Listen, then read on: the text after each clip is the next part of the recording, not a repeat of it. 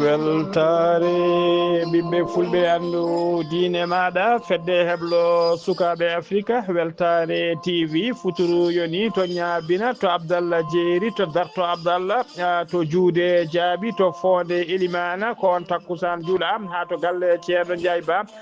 e to galle ceerno Boubou Ba to babaɓe ko taari ɗum kala ene jeeya e gardini kabaruji men to leydi Mauritanie ma en kaali nomination ngaji kewɗi paɗaɗi ko fate gardigu armée leydi ndi to leydi Sénégal Ousmane Sonko hoorede jaggoɗɗe leydi ndi o waɗi déclaration politique général makko ñalawma hande o to leydi Mali général Abdoulaye Maïga kañum woni hoorede jaggoɗɗe transition leydi ndi o joddima batu e dendagal wiyeteɓe chef de quartier woni halfinaɓe leeɗe ɓe Bamako to leydi kedde Afrique ma jabɓo musidɗo men Alassane Oumar Mbodj habaruji men jolam jaɓeri ma jaa ha to leydi Corée du Sud jeen ha to leydi Vietnam to leydi Palestine to leydi Allemagne bisimilla mone kirki hotodirte joni joni pilen pacciren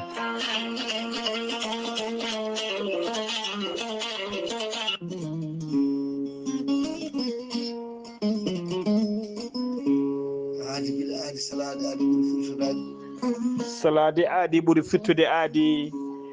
gorko mom melga wuuro jinneji wi ko fittata aadi mo adodiri e jayde weltare ɓiɓɓe fulɓe andu diine maɗa weltare TV ceerno Amadou Tidiane Diallo ko wittiyanke leɗɗe ko safriyanke safruji fina tawa ceerno Amadou Tidiane Diallo ko jaadiɗo ɓala walla donowal kala gorko mo melga wuuro jinneji ne safara rafiji kewɗi ɗi jiida cirola omo safra wonduɓe kista februam dogam sitte rewɓe ronkuɓe sowade rewɓe dartoraɓe kala ceerno Amadou Tidiane Diallo ne yawrana ɓen wonduɓe koyɗe musoje keeceje musoje ɓalli ƴakkoji e ɓalli musoji kala ceerno Amadou Tidiane Diallo ene yawrana ɓen wonduɓe rafiji gorago ustoraɓe gorago yawɓe yitade koye men e fiɗaɓe wonduɓe prostate kala ceerno Amadou Tidiane Diallo dendagal rafi mbawɗa wondude so tawi oɗon maldana ko balɗe tati mbiya alhamdoulillahi rabbil alamina gorko mo melga wuuro jinneji ne andini dendagal kilaneɓe mum e oɗo saaha joni omo tawe to Paris lamorgo leydi France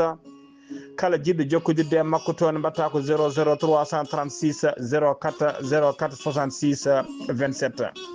gorko mo melga wuuro jinneji base makko ne tawe to Nouakchott to leegal Samia en face usine plâtre en tawe ɗon ɓiyi ko kala jiɗɗo jokkodirde on base mbatta ko 41 05 13 85 walla mbaɗa 46 94 21 91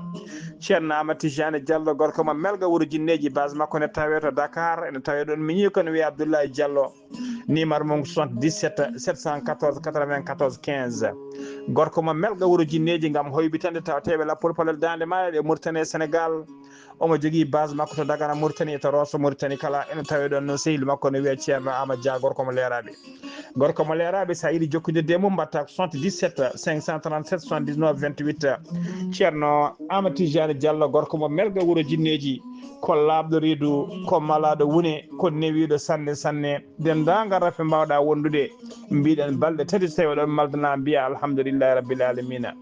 gorko mo melga wuuro jinneji mbadden dando faade makko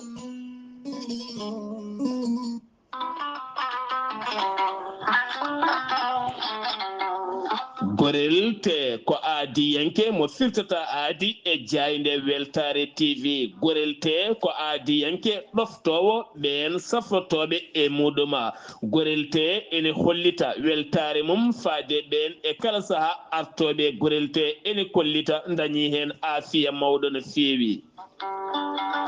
gorel te ko haako moƴƴo iwru ko tokkore dinnoro ari ko wallude e safrude ha moni kala daña aafiya muɗum on joguiɗo AVC cardiaque ƴiƴam dogata e ɗaɗi mum ɓandu jaaɗoru ɓandu wuloru neɗɗo toƴiɗo mo nangata taare kala mum de gorel te ene humta on haaju gorel te noon sa yiɗi andude ko jangta e mum ko kala jahata koto Google mbaɗa www.gorelte.com ma jangan hoorema kala gorel te an toƴiɗo donkuɗo yaade juma e jama ni jokkoyde enɗam kala musalla ɓandu no fotiri kala gorel te ene momta ha laaɓa e ballal jomiraɗo o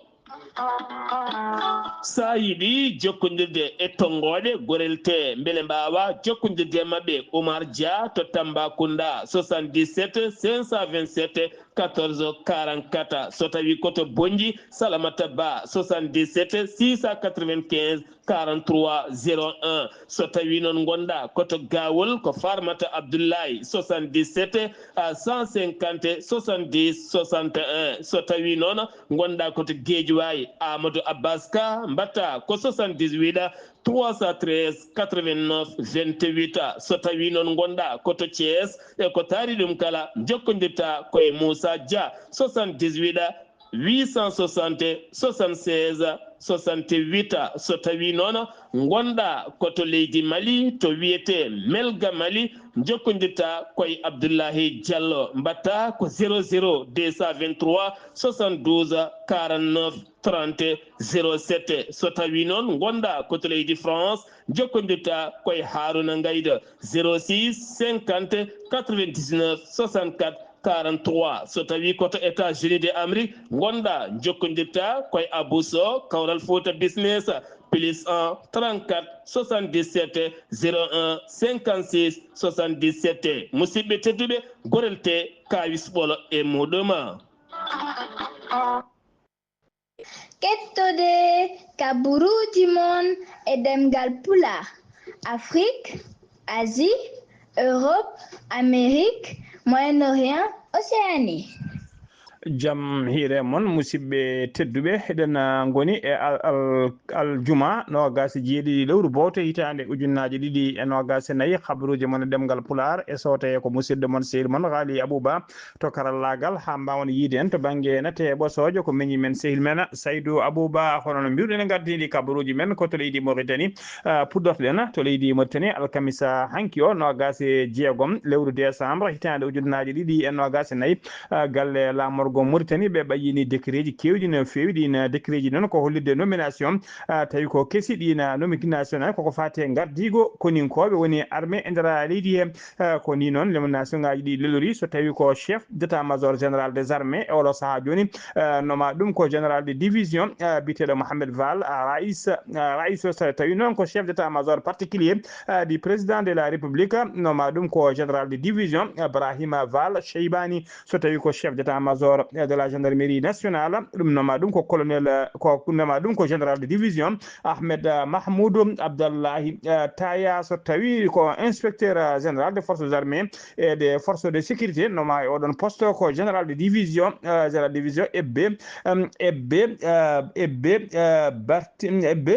Bat El Hadji Ahmed so tawi ko directeur général de la sécurité extérieure et de la documentation noma e oɗon poste ko général de division Saydou Samba Dia so tawi ko chef d'état major des collèges des 5 Sahel noma ɗum ko colonel Mohamed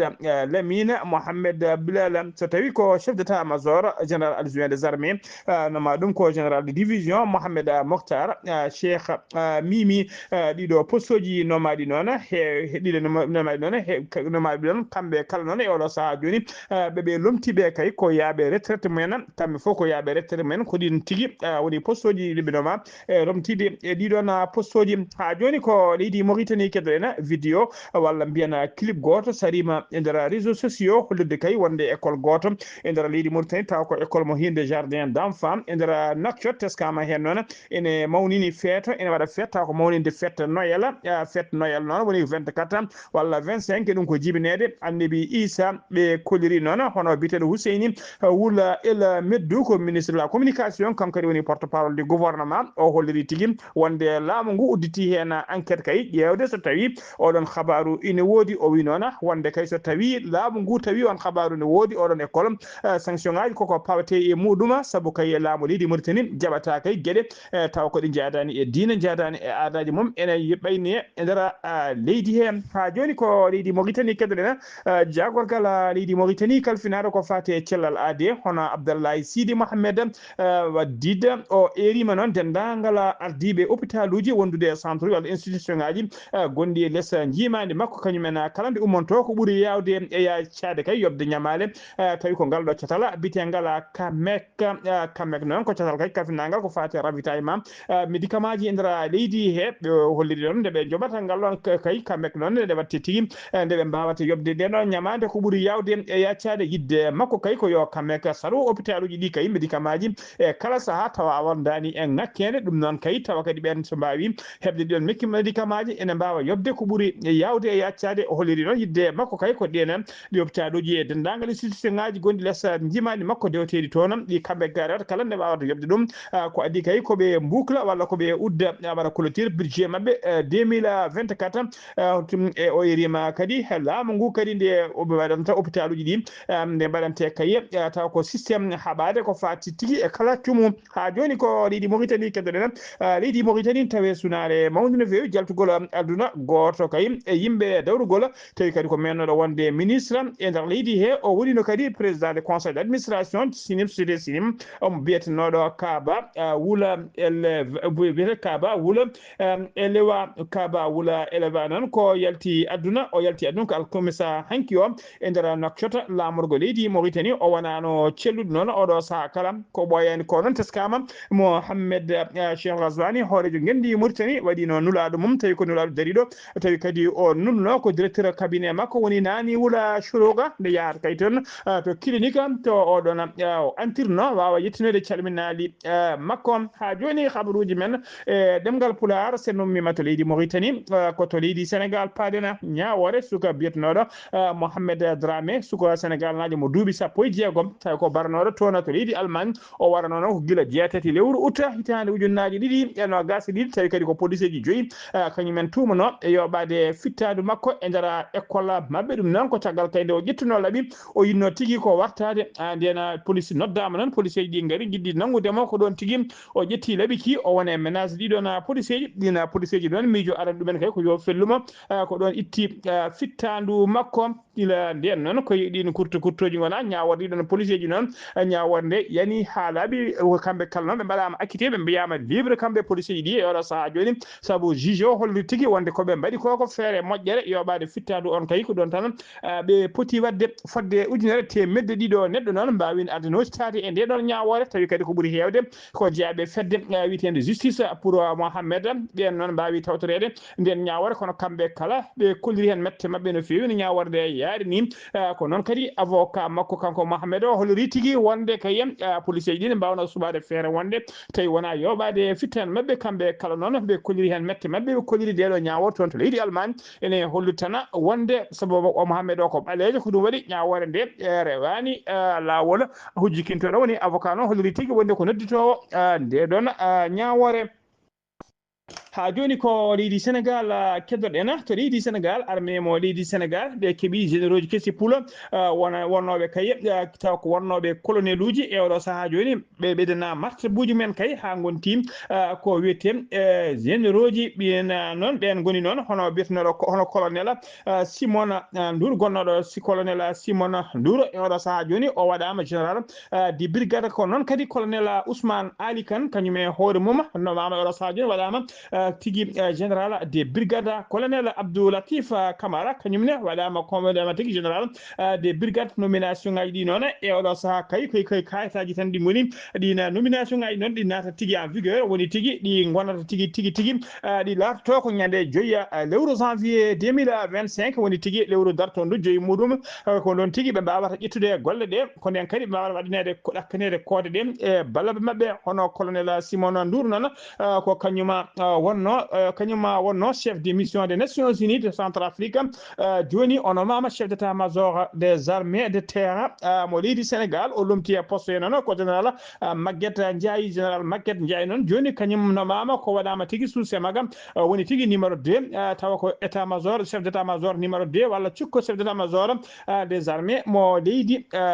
Sénégal so tawi ko colonel Ousmane Ali Kane nomaɗo général oɗo saaha joni kañum o wonno ko chef logistique des armées joni ono mama inspecteur des armées so tawi ko colonel Abdoulatif Camara on e nomama oɗo saha joni directeur général école de guerre mo leydi Sénégal ha joni habruji men demgal pular to leydi Sénégal Ousmane Sonko hoore jagode leydi Sénégal o darima aljuma hande no gasi jeeɗiɗi lewru bowte yesso sarɗiji to jakka gendi Sénégal wadde ko wiyete déclaration politique général makko e nder discours he noon o holiri tigui hen toɓɓe jeeɗiɗi tawi kadi ko rupture ɓurde mantinade kay mawnude wonande kay e laamu nguɗo kesum o wiide noon kay wonde kay o holliri kay wonde ko adi foof yo Sénégal kay yo waw tigui kontude e doole mum wasa tigui ɗaminade e kala saaha balle ummotode caggal leydi walla wasa ɗaminade e leyɗele taw ko leyɗele joguinoɓe colonisation mum Sénégal o holliri tigui ko leydi alɗunde ne wawi tigui wawde tigui jogade hoore ƴettude hoore mum en charge ɗamino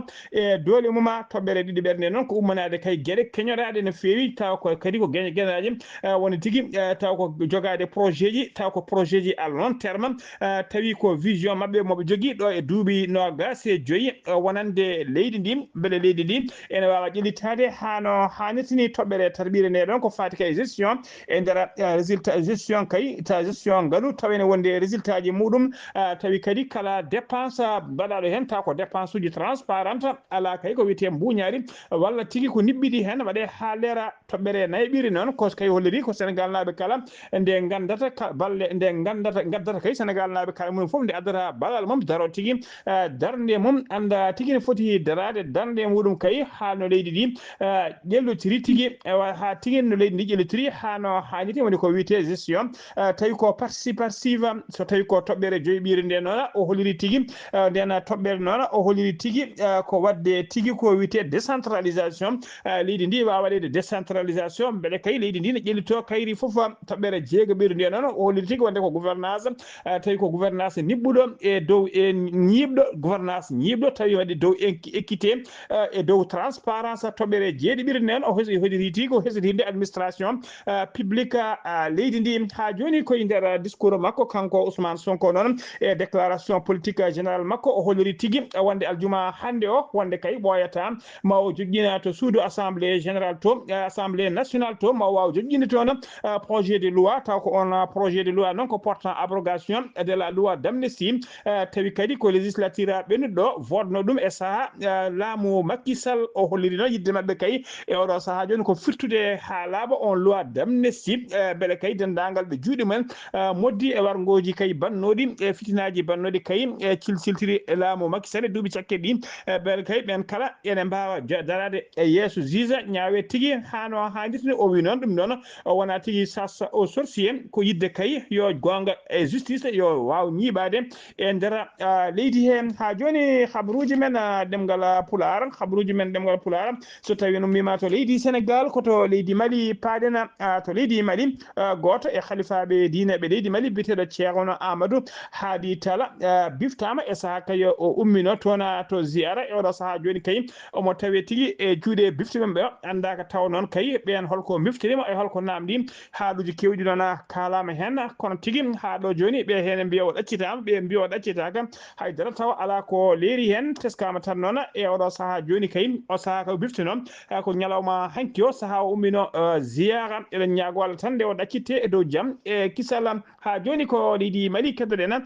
police mo Kuccala teeɓima teeɓinoma ñande nogas ɗiɗi lewru décembre gonɗen ɗum gujjo mo waɗanteɗo Allah tawi kadi ko suka tokoso mo duuɓi nogas ɓe tawrimo noon haalis kewɗo no fewi tawi ko haalisaji gujjaɗi plainte uji kewɗi noon tawi ko commerçant ji ha tengti commerçant ji mawɗi mbaɗino plainte uji kewɗi e kala saaha enen gujjine haalisaji men tawi ko commerçant ji ɓe jeere Kuccala ko nde o nangga noon ɓe tawri e makko tigui omo jogui 1 million tawa ko franc CFA nden ɓe ɗum noon ɓe tawi e jiifaji makko caggal noon nde ɓe jeehi wiccitoyde suudu makko ɓe tawi toon kadi 980 000 franc CFA ha joni ko leydi Mali keddoɗen coordinateur uji wondude chef uji ɗi quartier Bamako kañumen kala ɓe joddima e oɗon tawi kadi ɓe joddima alkamisa hankino gas jeegom lewru décembre 2024 e hoore jagode laamu sabbordu leydi ndi hono tigui général Abdoulaye Maïga to bureau ji mum to primature ɓe jewtidi ko heewi noon kay ñono mujibu jonde nde kay ko wawde famodirde e yewtidde ha wawa gollodirde tigui ha population ɓeydo ɓattade tigui laamu ngu hano hannitni nden noon ƴettino konngol kanko Saydou Sangare kañum woni tigui joguiɗo konngol ɓen kay taw ko chef de quartier ji o holliri hen weltare makko mawde no fewi e nguɗo batu o holliri kadi wonde maɓe darono doole mabɓe ponno wawde gollodade kay e yewtidde e kala saaha battade laamu ngu ha transition wawa yettade e dow jaam e kisala ha joni ko leydi Mali kedren alkamisa hanki nogas jeegom lewru décembre 2024 général Assimi Goïta hoore transition leydi ndi o waɗi inauguré bâtiment tawi ko R plus 1 woni tigui huɓere étage nden noon ɓe mbiyata ɗum ko maison des avocats woni galle avocat ji galle o noon tawi to legal biyetegal Bananka Bougou e nder commune 6 mo Bamako golle noon jaaru étage o ene qime ha kene ɓuura 1 milliard taw ko franc CFA ha joni habaruji men ɗemgal Pulaar kedde Afrique jabboɗen ko musidɗo men sehli men Alassane Oumar Mbodj gorko mo Sara Ndogo Alassane Oumar Mbodj a salminama juurama en calmitima Ghali Abouba en calmini dendagal hettiyankoɓe Ayawo TV kamɗum yino ɓuuri tewtude e dongal Afrique e ñalawma hande o puɗɗo ko leydi Conakry dey to nde ene wayno hono plateforme ɓe forme e wi wonde kay ɗin parti ji luundo e mbawi kadi kono yuɓɓude koye mumen e kañum wonde société kono civil kamɓe de ɓe mbi wonde ɓe ñiñi tigui rigui laamu sabborgo ɗum wonde toon to Guinée Conakry e gandugol Mamadou Bouya ɓe mbi noon wonde kay kamɓe kay so tawi 31 lewru bowto yonti kamɓe de ene wayno ngal ɗo moɓidal ngal ɓe mbaɗi ene wayno de hankkadi heftinani ni gonangal mabɓe ɗon nde tawno wonde fawi koye ordre mabɓe constitutionnel mabɓe ene wayno ko mudda kay moɓe taƴanno koye mabɓe o ene wayno timmi ɗum noon yoɓe goppir hankkadi civil en toon to cadde caggal kay nde kadi hakkude armé mo leydi hono cadde nde taƴodire e woni koɓe leydi hono France ene wayno de guila nden de caɗele nanɗon ɗum no waɗi noon takkude paari fadde e ñamena ɗum de miraille 2000 unité taw ko ɗumen honiyankoɓe leydi hono France gummimi ɗon e nder leydi hono Tchad gam yaɓande toon to leydi hono France ɗum noon e ɗiɗo kadi taw kadi ko jonte mayɗe ɗe ñande alkamisare nogas jeegom lewru bowto ujunere ɗiɗi nogas e nayyi ko première base ummi faya raɓani toon on kadi yalti leydi ndi fayi toon leydi hono France ene wayi ndi nguɗon taw kadi ko nomi jaltiri ni ene jogui ene waɗi kadi gueɗe taw kadi ko ɓen taw kadi tawa kadi en tawtora ɗum taw kadi ko armé mo leydi taw kadi ko cadde en tawtora nomi jarni fodde 30 taw kadi ko honiyanke mo leydi hono France ummimo ɗon to banggue rewo taw kadi ko cadde ɗum ko yaɓande kay jamena ɗum noon ko wawde kay madde kay ene koota cuuɗi mumen taw ko bayinago gonon bayi ɗum ko colonel Guillaume Vernet taw ko kawni jogui konngol taw ko état major mo leydi taw kadi mo armé ono française Soudan to de haut commissariat taw kadi ko réfugié ji HCR kañum de jertinino gila nogas décembre woni bowto ujunere ɗiɗi nogas e nayyi wi wonde de woni groupement Soudan mo banggue o worgo tan de ene wayno taw kadi ko ɓen ummiɓe Soudan taw ko wattidi ko ene wonde ɓe mbi wonde noon e ñande altinare nogas tati lewru bowto ujunere ɗiɗi nogas e nayyi kamɓe de oɗo saaha wonande Médecins Sans Frontières wiyama jogui toon caɗele no fewi fodde ujunnaje 5 neɗɗo ɓen ko taccuɓe gari kadi e keeriɗo on ene wayno oɗo saate aɓe jogui caɗele ene huula noon haade kay racci kay goɗɗo toon o ko nande choléra en haade kay jaññade e nder leydi ndi kala nde tawno wonde e oɗo saaha aɓe jogui caɗele mawɗe no fewi toon to leydi hono Tchad ene mbiya tan yo Allah ittanɓe ɗeɗo hono caɗele kono e oɗo saaha kam aɓe tampi Ghali Abouba no fewi ɗum noon ko ɗo kaɗɗen e habaruji men e dongre Afrique taw wonno koye dande musidɗo moon Alassane Oumar Mbodj gorko mo Sara Ndogo ngam weltare Ayawo TV Alassane Oumar Mbodj golle ma jooɗi peewi ko anuddi kabaruji men e nder dongre Afrique takkusan juulama ha to galle ceerno Amadou Tidiane Alpha Mama Siley Ba to Moderne ha to galle makko Samba Sa ko on takkusan juulama ha to galle ceerno Abdourahmane Dia PK8 ha to galle ceerno Yaya Ba to Richard Tolle ko taari ɗum kala ko on takkusan kadi juula ha to galle ceerno Mamoudou Waddou cité Asegna Yombel Dakar e ko taari ɗum habaruji men jolam jaɓɓiri koto Corée du Sud puɗorɗen caggal nde hoorejo leydi Corée du Sud biteɗo Yoon Sung Yeol caggal kay nde o ittano ha laaɓi e jappere laamu taw ko motion de censure woni tigui ko député ji suudu saɗeji ndi kañumen ittanoma ha laaɓi lomtinoma noon e jappere nde ko konnoɗo hoore jagorɗe makko kañum waɗano président par intérim mo fonno o noon wiye Han Duck-soo noon kañum fonno addade leydi ndi ɗo e lebbi jeegom ko adi kay ko sumgoji ne mbaɗe on noon caggal kay nde saɗi luwaji ɗiɗi ɓennine e nder leydi he tawi hen loi goto fano ko enquête ko fati e motion de censure walla mbiyen ko fati e enquête tigui loi martial tawa ko hoorejo leydi ndi mbaɗa destitué wanno ñande 3 décembre e salade kadi enquête uddite e première dame kankone ñalawma hande o guila hanki en kaalino wadde kay o siggen cikkano somo ɓooya laamu he o waɗama ñalawma hande o député ji kañumen ittima taw ko motion de censure o rewi tigui e hoore jagorɗo to rewi ɗo ittama ha laaɓi e gardigu leydi ndi oɗo saaha joni ko ministre des finances kañum tigui woni président par intérim leydi ndi mbeɗe on jogoɗani waɗede motion de censure walla ala ko woni e yesso daɗani guite koto leydi Vietnam paaɗen no gas jeeɗiɗo neɗɗo ɓe ñawama kamɓe kala noon toon to Vietnam ɓe kamɓe kala noon ɓe ñawa ko ñawore wargo caggal kay ndeɓe nanguira ko wiyete trafic de drogue ko leydi Palestine paaɗen jaagogal kalfinagal ko fate santé woni ministére de lancé santé Hamas ɓe ɓayini bila mabɓe cakkiri ɗo ñalawma aljuma hande o ko fati yimɓe wasɓe pittali men e barminaɓe kay tuggi ko guerre o fuɗɗi guila 7 octobre 2023 fade ñalawma hande o bila mabɓe sakkere noon ko fate wasɓe pittali men ɓe jettima 45 ujunere ene fayi temen e 37 ete hen 37 mbara tigui koye nder waktuji nogas nayi cakkiriɗi woni tuggi hanki fayi ñalawma hande o so tawi ko bilan ko barmi hen ɓe jettima 17 ujunere ene fayi 37 neɗɗo koto leydi Allemagne paaɗen hoorejo leydi Allemagne